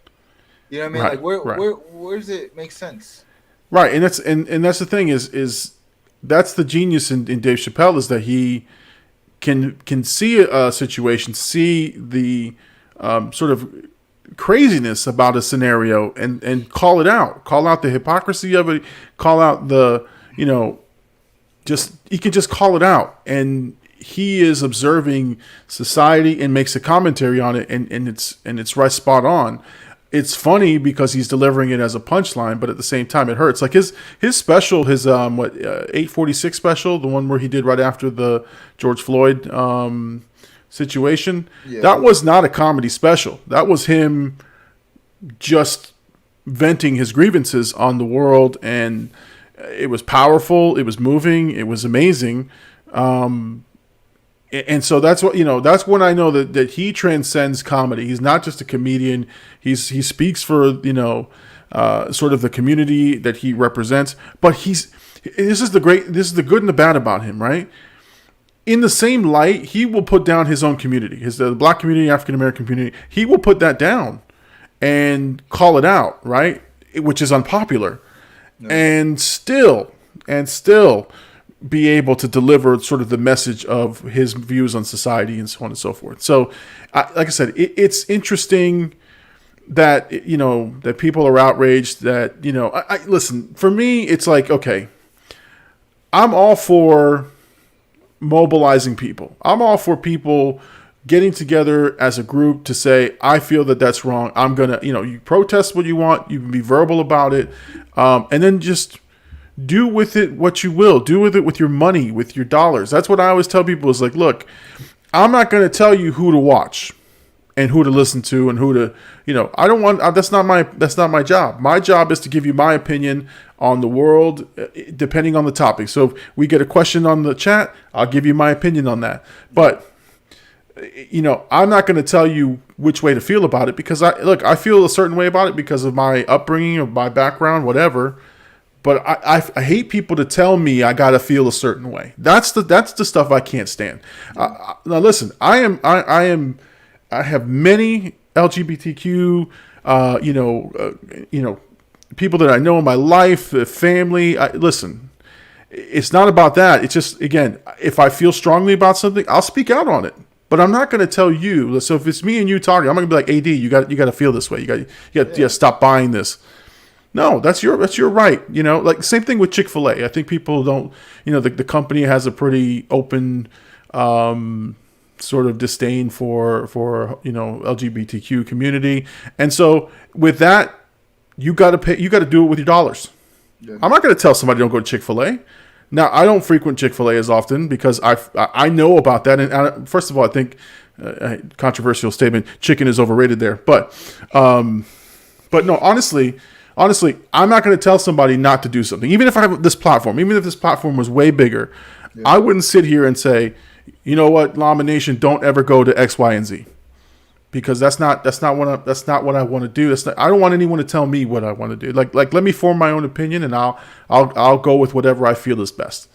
And the backlash of this is driving the numbers of the special up. And that's what I mean? So that's the thing. It only gives voice to those that are already on that side of the fence. So you've brought attention to it, which it's fine. You need to bring attention to it. He's offended a community, and he's got to hear about it, and that's fine. But what it does is it emboldens those people who feel that way about that community, and it says, oh, if he feels that, he becomes like their spokesperson, even though clearly he's not. But that's what happens. Now, Gabe Roman here. Chick-fil-A, chicken overrated, canceled. Okay.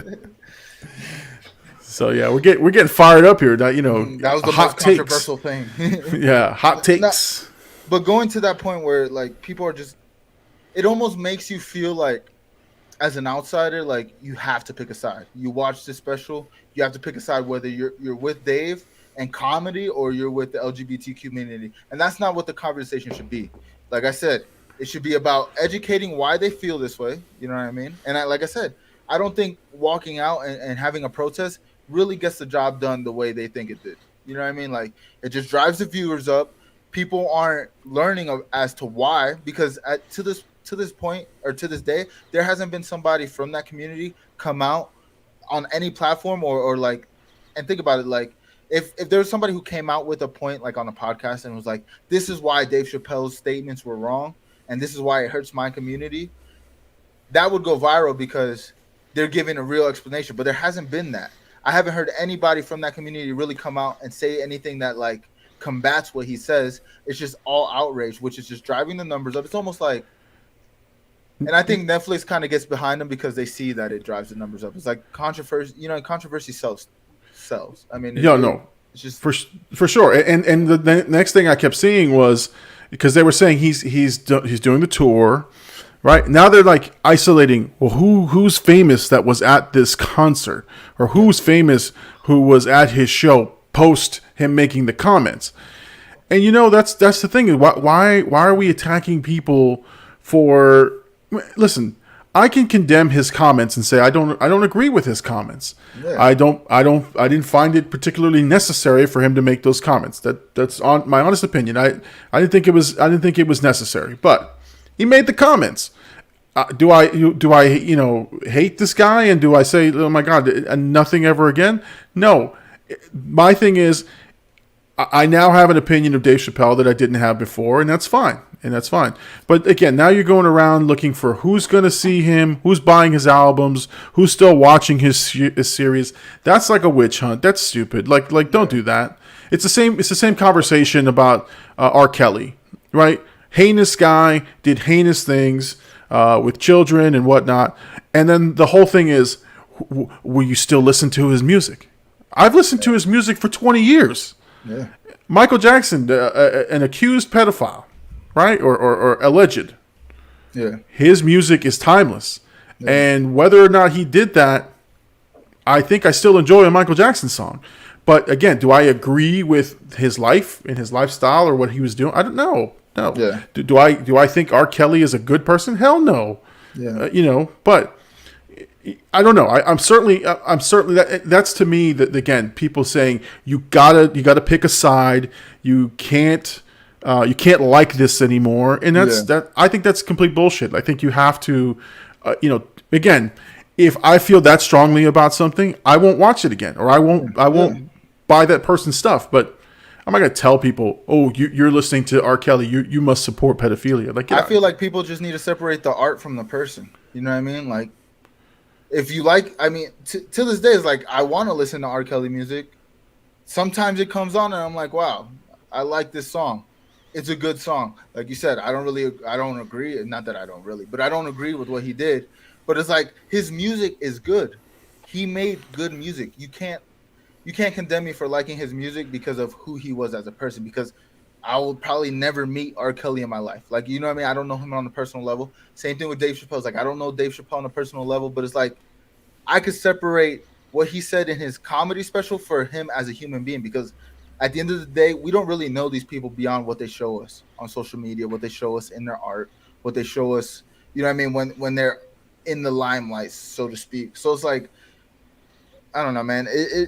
This is something we're going to deal with for a long time, because people have the voice. People have their own platforms to say why they're mad. They have their own platforms to group up on, Facebook, on Twitter, on Instagram posts, like to gang up on what they don't like. So it's like, you're always going to find people who agree with you and disagree with you. And that's what it comes down to. To me, it just seems like these kind of topics just makes people feel like they have to pick a side, when in reality, you could be in the middle. You can have your own viewpoint on both sides. Like, this was wrong, this was right. You know what I mean? And you don't have to get condemned for that. Right. And again, if I disagree with you, then we disagree. We agree to disagree and we move on, because it's not, whether you agree with me or not is going to impact my life. I keep moving on, right? So that's, and the other thing too is, I hate when somebody does it purposely. Like they do a contrary opinion just to be controversial. That, to me, pisses me off. I think Joe Rogan is doing that a little bit.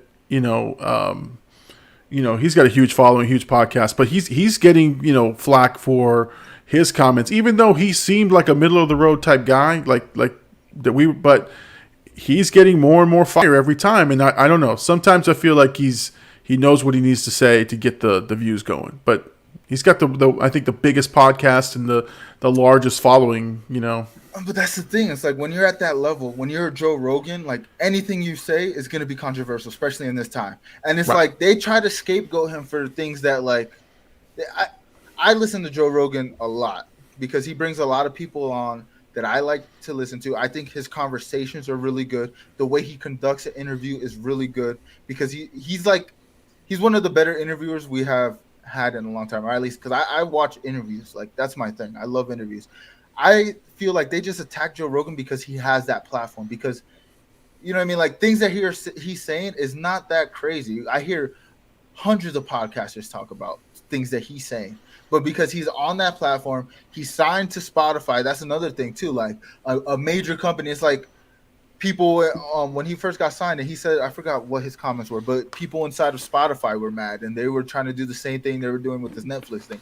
It's like, it seems like when you get behind, or a company gets behind you, people want to be like, hey, company, we don't like what he's saying. You shouldn't work with him, or you're going to lose us. And it's like, and the bad part is, companies are beholden to their shareholders and to the dollars and the profits, so they could care less about about whether they're going to support or back a guy or like the stance. They're worried about the money. If enough subscribers complain about it, they'll cancel that particular artist. Yep. All right, now let's do this, because I know Gabe wanted us to do a Q&A, and Gabe's got a question. Big Homie's got a question. So let's start with Gabe's here. Back to chat Q&A. What kind of upcoming content will, and I don't mean to be dismissive on the Dave Chappelle stuff. I think we're hitting a road where we could talk about this all night long, and keep coming with different examples. But we do with the will of the people. So Gabe says, what kind of upcoming content will we be seeing from both channels? So AD, what's up? What's going on, and what's upcoming in your area? Just streaming, man. We're, like I said before, I'm just trying to practice my on-air personality, trying to be consistent with streaming. trying to continue to like have these longer streams, see what these numbers are doing. Because like I said, I had 148 views on one stream, and that was just constant all night, the whole 5 hours. People were tuning in, and now I think my next step is like trying to get a little bit more engaged with the chat and try to keep people. You know what I mean? Like that, because I see people coming in, but now my kind of insecurity is like trying to keep them to stay. You know what I mean? Like, oh, I see you guys are here. How do I retain your attention? But also like just finding new games. I'm just trying to find my lane. You know what I mean? Like I say this a lot. This is what I like to do the most. I like to come and talk. Yeah, I love gaming and I love being entertaining and dumb while I'm gaming, but being here talking about stuff and like practicing my conversational side of content is what I kind of want to do. So like, you know, me and Big Homie are talking about the organized disaster coming back and coming back in a real way. And like I said before, I don't really want to release that without knowing what I'm going to do and how I'm going to attack it for the long run, because I don't want to keep dropping that same branding because it's going to lose effect. People aren't going to want to hear it after a while. So just more streaming, more on air, me being on camera, and just practicing. And obviously the Big Llama Show every Sunday, 10 p.m. Eastern. There you go. I like that. But I did have a question because when I watch you on the stream, you know me, I support you every time. If I see it and I can get on there, I jump in there. Hey, what's up? But so just from a visual standpoint, you're playing the game, but you can't see the chat, right? Like right away. Yeah. Okay, because I notice you turn to the right or whatever. You turn one side and you look down and then you're like, oh, and then you'll acknowledge the chat room. So I've always been just curious, sort of what how that works for you. Yeah, so I have the chat pop up like on the gameplay, but it's very delayed. I mean, as opposed to like when I see it and I actually like speak on it, and then like of course when you're engaged in the gameplay, it's kind of hard to like always look over a chat because you want to, like me personally, I want to have like good content when it comes to gaming too. Like I want to have good cool like clips. I want to have good clips for it. So it's kind of hard to be engaged, and I think that's the balance of learning both. You know what I mean? Like trying to engage in both. No, for sure. But what about you? Content for you? Well, for me, I think we've been talking about it. We're definitely doing the first time movie watches. It's going to be the main bread and butter of the channel, I think, moving forward. I'll still do trailer reactions when there's a trailer that I think is, that I think I want to give an opinion on. The other thing is my movie reviews. I haven't stopped doing those. I love doing the movie reviews. The only problem is just timing. So once I figure out a good time schedule, what I'd probably like to do is release one movie watch a week. In the middle, have a review and maybe a trailer reaction, just to keep the content going, and obviously the show. So you can look forward to more of those first time movie watches. The problem I'm gonna have is the popular, and this is just so I struggled with being like providing fun content and entertaining content that people want to watch, and then also balancing being honest.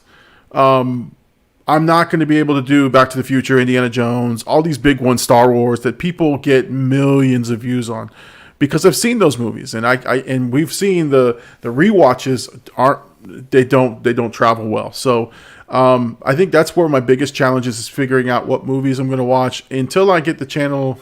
That's where you could clickbait them, though. Yeah, first time seeing Star Wars, but then it's like when you click on the video, it's like I already seen it, but here's my take anyways. Yeah, no. I think the thing is, and then I feel the pressure already, even from my subscribers. It's like they're starting to be very vocal about, you watch this, and I'm like, I want to watch them all. The time, it's a balance, right? It's like I want to give the subscribers what they're asking, but at the same time, when I look up that movie, there's minimal reactions or no one's really searching it. And so it's tough. It's tough to sort of balance let me find that popular movie and try to grow. And I think John S., who hasn't commented tonight, I don't know if he's listening or not, but I think he had said, look, the views will come as long as the content is quality. And I agree with that. But there is a strategy to it too. So that's something that I'm going to have to figure out. how do we get there? How do I get to that balance? Oh, there's John right there. That's exactly what that. Well, he said, "I'm here. What's up, John?" Yeah. Hey, John, how you doing? So no, I think that those were good. Those are good recommendations from John. You keep working at it and you're going to get there. But and I believe that. I believe that in my heart. It's going to be a tough challenge to figure out, okay, which movies. Like October is easy because of scary movies. Yeah. But that's it's just a tough thing. Okay, so let's see. Big homie's question. Yeah, so but Baltimore Garcia says, I won't hold it against you, AD brother. All right, so he came right after as we were talking. All right, Big Homie had a question. Q&A. It says there, is PC culture killing the comedy scene or killing entertainment? AD. I'll give my opinion, and then you tell me what you think. Yeah. I think, unfortunately, it starts to shape the type of cutting edge things that you would see. Like you're going to have less and less artists who want to push the envelope and push the boundary because they're afraid to lose their situation, their place in life, their money making ability. And you've seen it. These stars who get on a roll and make $20 million a movie, are caught off mic, being out of turn, and then they lose their endorsements. So what you're going to find is, you're going to have these independent people who can, they'll push, but it just forces mainstream stuff to be more vanilla, and it forces mainstream entertainment to be very safe and not pushing any types of genres. And that's the fear, is everything becomes a Marvel movie. And so, and money rules everything, which I can agree with that. But at the same time, like, you wouldn't get an Exorcist today, at least not like Exorcist back in the day was such a controversial thing. It was such a huge phenomenon that nobody's seen it before. Now obviously you got The Conjuring, you got Saw, you've got the over the top stuff, but you're going to find if those things start to get challenged as unsavory, people won't back those movies anymore. I mean, that's just my opinion on it. I feel like it's definitely hurting comedy, but I think the people who are going to be, that's the thing. Like you said, growing up in the 90s, you see these stars and stuff, and they're like super clean. You got like Will Smith, like Tom Cruise, like these Leo DiCaprio, like these guys are super clean in their on-air personas, personalities, but we're all humans. You know what I mean? Everybody has that dark humor. They have that stuff that they do behind the scenes that they try to like hide from the world. And I think about this a lot when I'm building. Like I said, I'm the one that's going to get canceled at a blackout if it happens, right? I want to be able to say whatever I want, but I also want to build a brand that's strong enough to stand on its own, so I'm not reliant on, future sponsorships, or like if I lose a sponsorship because I said something, it's like, oh, well, I have a community that understands who I am. They understand I'm not saying it with bad jest in my heart, or like they understand my personality. And I think that's what it's going to come down to at the end of the day. Like, cancel culture was very hot like a couple years ago, and it's kind of dying down. This is probably like this Dave Chappelle thing is like, we're always going to see this from now on, because people have, like I said earlier, people have that platform to say stuff.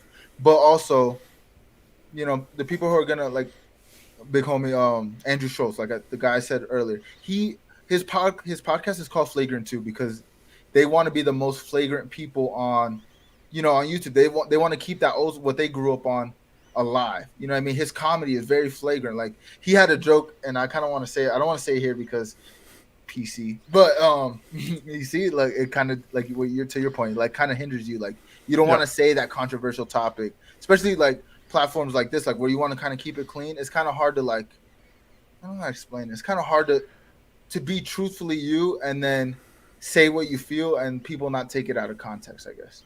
So yeah, it definitely hurts it, but we're gonna see a wave of people who kind of don't give a f about it, and they still grow, because at the end of the day, we're all humans, and when we have these real life conversations, like my group chat is way worse than anything people are saying online. You know what I mean? And it's like, if they seen what we talk about on group chat, the Twitch stream sounds very PG compared to. So it's like.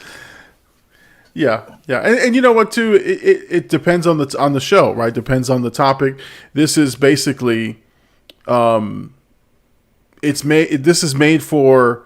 This is not a political platform. This is not a controversial platform in terms of what our topics are. We discuss the topics of the day. We discuss movies. We discuss fun stuff. This is not your place where you're going to come to get your opinion on anything political, anything. At least we're not. That's not our show. But will we get to controversial things? Yeah, tonight I think was one of those nights. And so I just feel, and you're right. I keep it PG on purpose. Now, once, and if it ever happens, and I have the freedom of making this a more full-time thing, the show may change its direction, because then the fear of backlash is a little bit less in terms of it's now my own content, my own thing. And that's the reality of the situation, right? Like, the more we grow, like this podcast, and the more you grow as a YouTuber, there's gonna be people that, like, I don't want to put this out there, but like, what if they attack your job? Like, hey, we don't like what this guy's saying, and then somehow they find out where you work and like start sending hate mail. You know what I mean? Like, that's the ramifications of this stuff. And like you said, if you get to a point where you make this a full-time gig, you don't have to worry about necessarily as much. And that's kind of my point too. Like, building a brand that they know how we are, who we are as people, what our personality is, and it might not hit us as hard because we're being upfront with who we are at the get. You know what I mean? I think that's where content's going to be. It's either going to be like you're going to be very PC about it and try to climb the corporate ladder, or you're going to build your own lane and do it your own way. Yeah, no, for sure. So again, it's done purposely on my end for sure. All right, so we got another one, the Titanic, the next movie. No, I will sheepishly say I've seen that movie probably 10 times, 10 to 12 times. That movie about 9 of them. I've cried I think almost every time I've watched it, and and funny that he mentions it. I actually watched for the surround effect. I watched it the other day. I watched it and I had it. Honestly, I got it right where they hit the iceberg, and I turned up my surround sound. I was enjoying it, and my son came out and he's like, "Are you watching Titanic?" I go, "Yeah." He goes, "They hit the iceberg?" I go, "Yeah." He goes, "All right, I'm not watching it." Big Llama, when they hit the iceberg, Big Llama was like, "Glorious purpose." I was like, the boiler room is blowing up, the iceberg, the sounds. I'm like, yeah. And then, then the tears come after the, Jack, don't ever let go, Jack. I got to take a deep breath on that one. We do have another question in here. Let's see. Gabe says, AD, what type of gaming do you possibly see yourself making more content of as much as you do with Call of Duty? So I think you mentioned it a little bit. Yeah, that's what's hard for me, right? Because like I go through every week, I have a new game where I'm like, oh, this is the game we're gonna stream, but then somehow I keep going back to Call of Duty. So when it comes to gaming, I wanna expand into like more story based, me playing by myself, personal style games, because I feel like, and when we were playing GTA, Big Homie said this about it. He was like dying at like just watching my streams back, because I thought I did it with no camera, which usually I always have the camera on when I'm gaming. But I did that one with no camera. We were just like voice acting and like just being the characters. And Big Homie was like, it's really funny to see you go through the game because you're dumb as hell. And you don't really, you're just like making all these dumb comments about things that like they've all played the game a lot before me. You know what I mean? This is like kind of me like being the newbie, like being in your position when you're playing with us, with them. So like I'm like the guy like crouching and stuff, and he's like, it's just funny seeing you do this and play like that. So like to me, when it comes to gaming, I want to get to a point where I'm making like story mode, like playing more games, expanding my horizons. And who knows, I might find a game that captures my attention like Call of Duty, but at this moment it's like that's the game that I keep going back to. Like even Pokemon, something I grew up with, it's like, yeah, I can play that on stream and stuff, but I don't get the satisfaction of when I'm like running it with the homies on Warzone and we're getting wins. Like even if we only, like today we only got 2 wins the whole day, but we played like literally like 40 games and I had fun every game. And when it comes to content, I kind of want to go lean more towards this style of content, talking and like giving my opinion, and honestly getting better at giving my opinion. Because like today I thought I think this was a really good show in terms of our conversation back and forth because it was things we don't necessarily talk about. Yep. And I kind of get points off that, like, when I'm listening to other podcasts, I'm like, man, I wish I could be. And I'm nowhere near other podcasters or as good as other podcasters, but I want to be able to like continue to give my point of view in a strong way where it's like audible to the listener and like they can be like, oh, I see what he's talking about, or man, he has a good mind. I like what he's thinking. Like I want to get to that level. So like I think gaming realistically is just the entry to me making content. You know what I mean? Like I found something I love to do, but I like I said with the other stuff too, is like I see the bigger picture of what Blackout and what the media side of me can be. You know what I mean? I think I want to be on the Charlemagne style levels where I'm like giving up. I heard this week, and this will be the end of it, but I heard this week that if you want to be a good podcast or a good personality, you got to be a part of the cultural conversation on a weekly basis. You know what I mean? Like with something like this Dave Chappelle stuff, if we would have talked about it when it happened and like a soundbite from our thing would have hit and people would have been like, oh, I like what they're saying. And it gets attached to that point. Now we're part of the cultural conversation. And that's what blows people up in this podcast world, like being a part of that conversation, getting your thoughts and your ideas into the conversation and people seeing your point of view, like, oh, I didn't think about it like that. So to me, that's the evolution of AD as a personality. No, for sure. And again, it's a means to get there, right? The gaming is one way to get things moving. It's something you love to do. And trust me, it's entertaining. But you're right. The GTA stuff you do is fun. It's fun to watch, for sure. And then things like that. So, excellent. And now Gabe is one more. I think we'll if there's no more after Gabe here, we're going to wrap up with this question here. Fittingly, Llama, what's your favorite part of Titanic? Oh, you got to hit the That's from the stream. We were like, hey, what are you doing? No, listen. The movie is so much fun to watch. It's. I mean, again, it's a cheesy romantic biopic / action / whatever. But I just find it thoroughly entertaining from beginning to end. I don't know. I was one of those idiots that in the 90s went and watched it over and over again in the theaters. When it came back for re-release, I went back to the theater. I don't know. There was something about the movie. Now, it was a cultural event. At first, I joked at first when it first came out, I'm like, spoiler alert, the ship goes down. Like, how do you make a 3-hour movie out of this? And, and Kate Winslet is so appealing and so nice on the eyes. But honestly, I found it to be the love story, but I love the part where it starts getting suspenseful.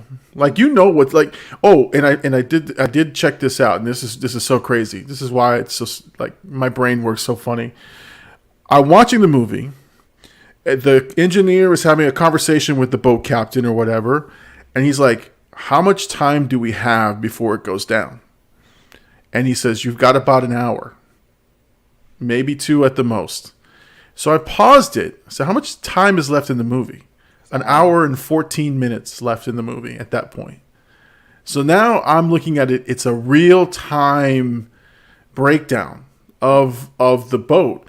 And so I thought that was genius. And I was just like, good God, like who thinks of that? Like you give and I've said this to you, running clock. Suspense is immediate with the running clock. Once I know how much time I've got left, and now that I know there's an hour left in the movie, completely different experience than I'm watching it. I'm starting to sort of see the buildup, and now Leonardo DiCaprio gets stuck at the bottom of the thing, and now they've got to swim through that water. That's suspense right there. Favorite parts right there. Obviously, the controversy at the end, whether that freaking piece of wood that she was floating on was big enough for both of them. It was big enough for both of them.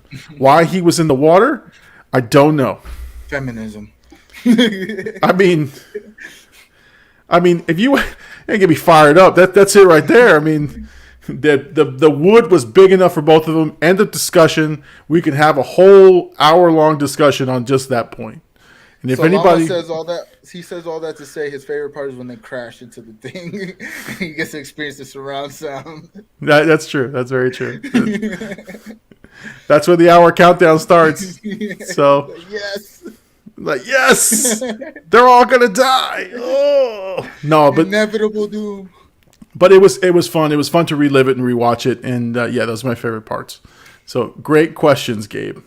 I know you're trying to make fun of me a little bit, but hey, as we've seen on this channel, I will have no problem making fun of myself and giving away all the trade secrets, because again, that's how I watch movies, man. I watch and I find what's fascinating about the movie, whether it's how it's made, whether it's how they did a particular scene or effect, and I like thoroughly enjoy that stuff. You know, I just want to find out, and I'm sure someone knows the answer. Like in Scarface, one of my favorite movies, was he really snorting cocaine? I think he was. I think he was coked up. I just the timing would be. Yeah, I mean it's that time in history would probably support your theory. Yeah. I mean, there's no way these guys weren't actually doing it on set. I mean, I heard Oliver Stone was a notorious cocaine addict who was I think he was the screenplay writer.